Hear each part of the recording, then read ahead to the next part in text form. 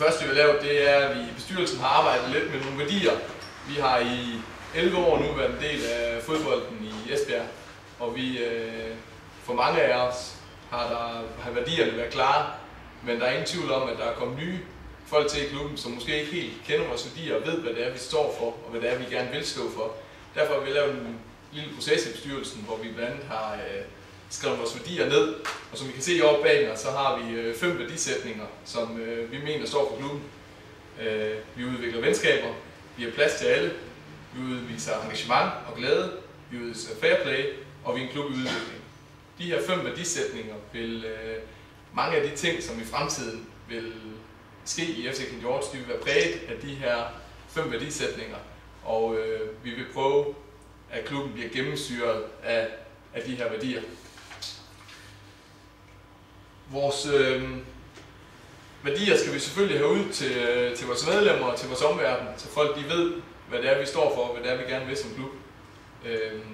Den ene ting, det er udsmykning af vores væg i klubhuset, som I kan se rundt omkring jer. Værdierne står nede bag jer nede i baren, og rundt omkring der står nogle ord, der relaterer til de her værdier, som vi nogle gange har. Sådan, så når folk de bevæger sig rundt her i klubhuset, så er man ikke i tvivl om, hvad det er, vi gerne vil opnå med den her klub. Derudover bliver der udarbejdet et hæfte, holdninger og værdier i FC King George. Det her hæfte det bliver uddelt til alle spillere, gamle såvel som nye spillere, alle vores trænere og ledere, og alle vores trænere og ledere vil, inden de indgår aftaler med klubben, også underskrive, at de vil leve op til de holdninger og værdier, vi har i vores klub.